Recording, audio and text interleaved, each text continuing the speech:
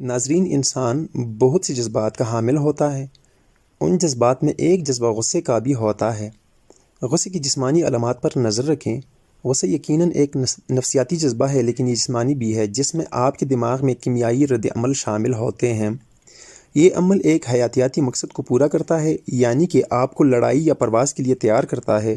لیکن اگر آپ کو غصے کا مسئلہ ہے تو اس جسمانی رد عمل کو متحرک کرنے کے لیے آپ کی حد بہت کم بھی ہو سکتی ہے، یعنی کہ آپ چھوٹی چھوٹی باتوں پہ بھی غصہ ہو سکتے ہیں۔ مثال کے طور پر، اگر آپ کا کوئی ساتھی موسیقی بجا رہا ہے تو آپ اس پر بھی غصہ ہو سکتے ہیں۔ اگر ایسا ہے تو آپ اپنے جذبات کی انوینٹری لیں۔ غصہ اکثر دوسرے جذبات کو چھپا دیتا ہے۔ کئی بار غصہ چوٹ، اداسی، غم، ڈپریشن یا خوف کا ایک ثانوی جذبہ ہوتا ہے۔ غصہ تقریباً ایک دفاعی طریقہ کار کے طور پر ابھرتا ہے، کیونکہ بہت سے لوگوں کے لیے دوسرے جذبات سے نمٹنا آسان ہوتا ہے۔ اس بارے میں سوچیں کہ کیا آپ اپنے آپ کو وسیع پیمانے پر جذبات کو محسوس کرنے کی اجازت دیتے ہیں یا نہیں، یا اگر آپ ان جذبات کو دبا رہے ہیں جو آپ کو لگتا ہے کہ آپ کو نہیں محسوس کرنا چاہیے۔ اگر آپ عام طور پر غصے کو دوسرے جذبات سے بدل دیتے ہیں جن سے نمٹنے کے لیے آپ کو زیادہ مشکل محسوس ہوتی ہے، تو ان جذبات کو سنبھالنا اور قبول کرنا سیکھنے کے لیے کسی معالج سے ملنے پر لازمی غور کیجیے۔ قبول کرنے کو غصہ ایک عام صحت مند جذبہ بھی ہو سکتا ہے۔ غصہ ہمیشہ بری چیز نہیں ہوتا۔ غصہ مسلسل بدسلوکی یا غلط کاموں سے آپ کی حفاظت کر کے ایک صحت مند مقصد کی تکمیل کر سکتا ہے۔ اگر آپ کو لگتا ہے کہ کوئی آپ کو نقصان پہنچا رہا ہے تو امکان ہے کہ آپ غصے میں آ جائیں گے، اور یہ غصہ آپ کو اس شخص کا سامنا کرنے یا کسی اور طریقے سے اس سے اپنا دفاع کرنے پر آمادہ کر لے گا۔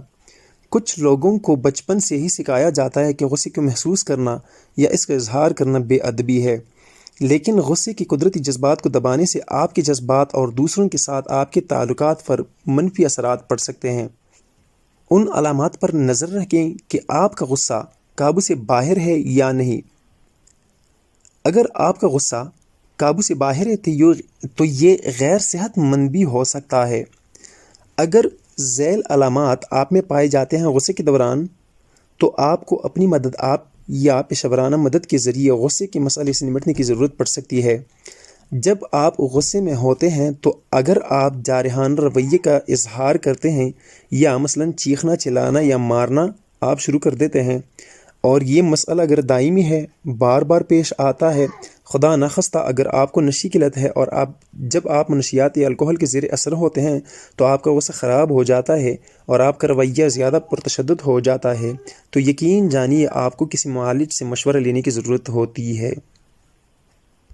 یا پھر اگر آپ سیلف ہیلپ کے ذریعے اپنے غصے کو کنٹرول کرنا چاہتے ہیں تو یاد رکھیے کہ یہ ایک آسان پروسیس ہرگز نہیں، اور یہ ایک وقت طلب پروسیس ہے۔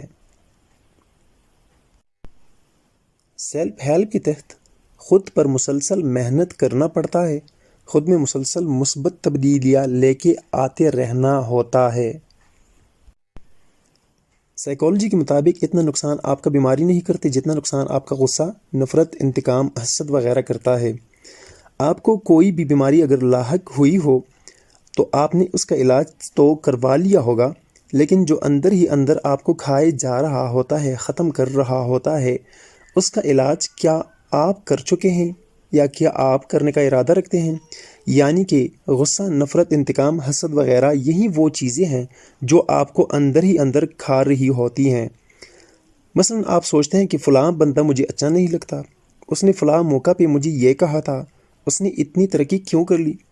آپ کو ان سب چیزوں سے جان چھڑوانی ہے، بس خود پہ توجہ دینی ہے، خود کو جسمانی اور ذہنی طور پر بہتر بنانے پہ فوکس کرنا ہے تاکہ آپ اچھی زندگی انجوائے کر سکیں۔